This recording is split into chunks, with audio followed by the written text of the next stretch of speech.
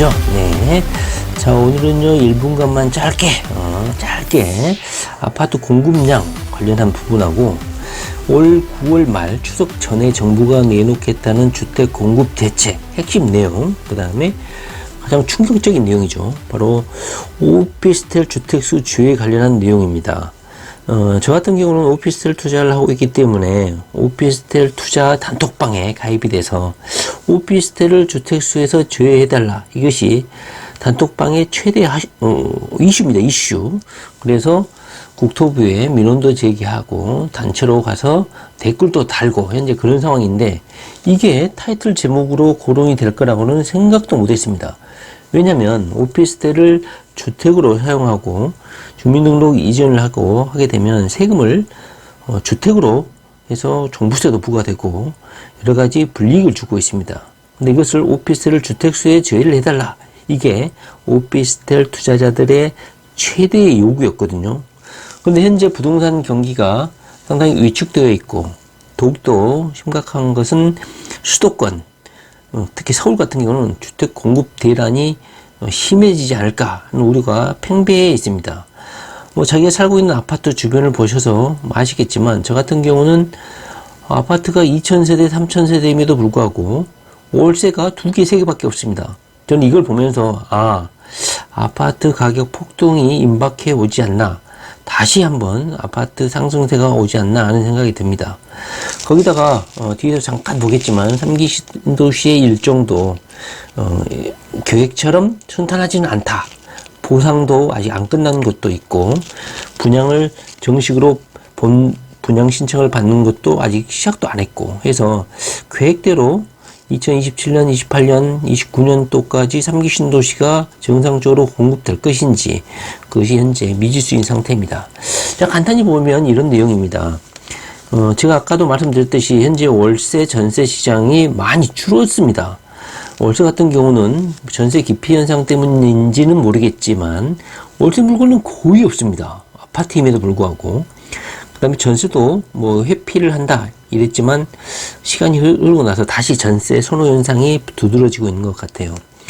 자, 여기 보시면 국토부 장관 원희룡이 그저께 이 주택 공급 대란이 올 것이다 이런 우려 때문에 긴급 회의를 했죠. 관련 부서 긴급 회의를 하고 추석 전에 공급 대책을 마련하겠다 해서 현재 시장을 국토부에서 정부에서도 심각해질 상황으로 예측을 하고 있구나, 이걸 볼 수가 있죠. 길고 난다는 사람들이 예측하는 거기 때문에 우리들 예측보다는 아마 정확할 거예요. 특히나 서울에 공급되는 공급 물량은 이미 우리가 예측했지만 2년, 3년 전에도 서울은 앞으로 향후 5년간 공급 물량이 거의 없다는 것은 이미 예정이 되어 있었는데 작년에 러시아 전쟁 터지고 나서 가격이 꺾이면서 이게 헛된 예측이었냐 이런 비판도 있었지만 결국은 다시 공급 대란을 맞이할 것이다 이런 분위기가 형성이 되고 있습니다.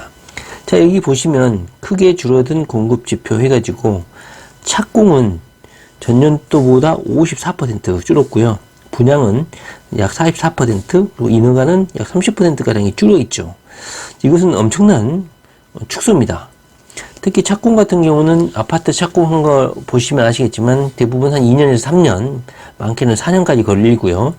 일반 분양 받는 경우도 적게는 3년, 4년, 5년 이렇게 공급이 이루어집니다. 그런데 이렇게 착공과 분양이 확 줄게 되면 향후 2년, 3년 후에 아파트 공급량이 부족 현상에 시달릴 것이다. 현재 이런 예측이 있는 거예요. 그러다 보니까 정부에서도 이렇게 회의를 하고 전방위로 규제 완화 방안을 검토를 하겠다는 겁니다.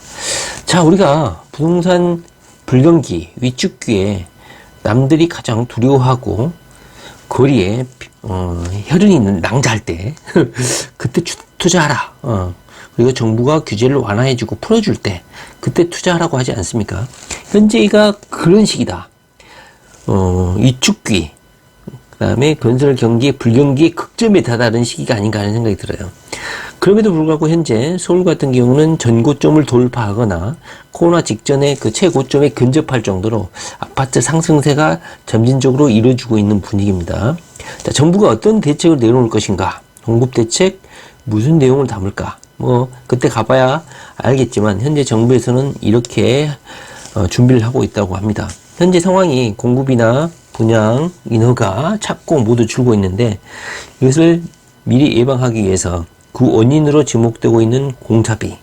자, 예전에는 공사비가 뭐 3천이다, 4천이다 이러면 최고급 하이엔드 브랜드 아파트, 최고급 아파트에 평당 분양가 이렇게 생각을 했었는데 지금은 워낙 원자재 값이 올라가지고 각 조합이라든가 시행사에서도 시공사를 이미 선정했음에도 불구하고 공사비 폭증 때문에 해지를 하거나 다시 소송을 통해서 공사비를 증액하거나 해가지고 공사 일정이 많이 딜레이되고 있는 상황이고 이것은 곧 공급을 제때 공급하지 못하는 공급 부족 사태로 또 이어지고 있다는 거죠. 그러다 보니까 정부에서는 이 공사비 분란 이것을 해결하기 위해서 협의체라든가 정부가 주도해서 이 분쟁을 해결해 주려고 한다는 겁니다. 발주처와 시공사 간 공사비 갈등이 심해지니까 국토부가 민간 참여 공공주택 시행 지침을 개정해서 물가 변동에 따른 사업비 조정을 할 수 있는 근거를 마련해 줬죠. 이번에 대책을 발표하게 되면 아마 이 부분도 건들지 않을까 하는 것이죠. 공사비 부분, 그 부분을 언급하지 않을까. 그 다음에 현재 건설사에 대한 공공연대 보증 강화를 위해서 국토부가 이것을 강요를 하고 있는데 이 부분에 대해서 건설사 측에서 상당히 부담을 느끼고 있다 해서 이 부분도 완화해 줄 가능성이 있다는 것이죠. 그리고 수도권과 다르게 현재 지방에서는 미분양이 악성 미분양이라고 하죠. 준공 후 미분양. 그 부분이 현재 대구 같은 경우는 이제 많이 늘어나고 있는 상황이죠. 자, 그 부분에서는 5년간 양도소득세를 면제해 준다는 겁니다. 물론 이번 발표에 할지는 모르겠지만 지방 같은 경우는 악성 미분양이 많은 곳을 위주로 해서 5년간 양도소득세를 면제할 수도 있다는 거죠. 자, 부동산 투자의 최적 시기는 정부가 미분양을 견디지 못해가지고 양도소득세를 면제해 줄 때, 그때가 부동산 바닥이다. 이런 논리가 있지 않습니까? 정부가 만약에 양도소득세 면제 카드를 꺼내는 것은 부동산 바닥이라고 보셔도 됩니다. 만약에 정부가 이번 발표에서 이것을 꺼내게 되면 운 없이 마음대로 안심하고 투자하셔도 되지 않을까 하는 생각이 듭니다. 투자자들 같은 경우는 양도소득세를 면제해주면 우선적으로 지집을 하게 될 것 같습니다.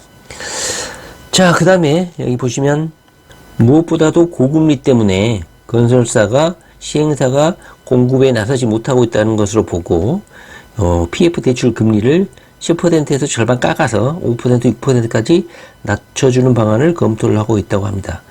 워낙 원희룡이가 뭐 재정 건전성 뭐 이런 걸 따지다 보니까 대출을 좀 현재 꽉 조이고 있는 상황이거든요.